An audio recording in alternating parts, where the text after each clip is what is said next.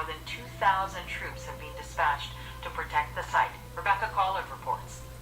More advances for the radical Sunni militants that now control swaths of Iraqi territory. Early Sunday, the Islamic State of Iraq and Syria, or ISIS, captured 3 more towns in the strategic province of Anbar in western Iraq. And as they flew their black flags over new cities, Shia militiamen readied for battle. On Saturday, thousands of men marched in the streets of Baghdad, wearing military fatigues and brandishing weapons. They vowed to crush ISIS and defend the Iraqi capital. But ISIS seems to have support among the long disenfranchised Sunni population here, and it's making uneasy alliances with Iraq's Sunni tribes.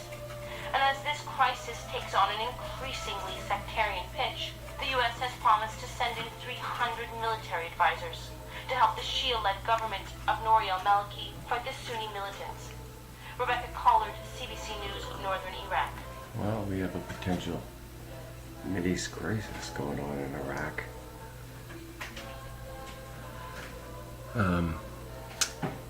It's Sunday today, June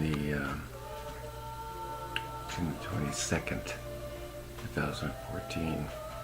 Big news in Iraq. Sectarian violence has finally broken down society there. The history of this goes way back. I mean, way back to when England was in control of the area now known as Iraq. England drew those boundaries of Iraq. It wasn't the Sunnis, it wasn't the Shiites. The Sunnis are the minority in Iraq. The Shiites are by far the majority. So they're dealing with minority rights essentially, but in this case the Sunni minority has got exterior help, military help, and the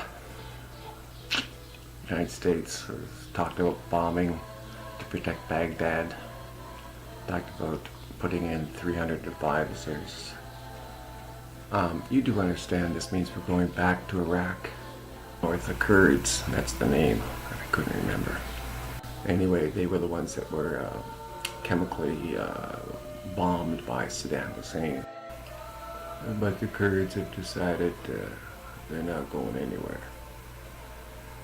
And they have been fighting for many years against the government of Turkey, because they're of course related to the Kurdish minority in Turkey. There are many people who say that that whole area should be given to the Kurds. Certainly I would be in favor of that. Let's give the peoples and the tribes their areas back and stop living in accordance with old imperialist boundaries.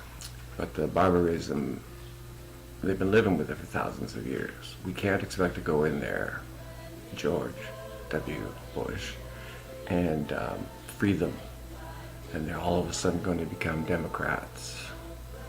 Democracy. So my vote is to get out of Iraq completely, mind your own business, and go home, U.S.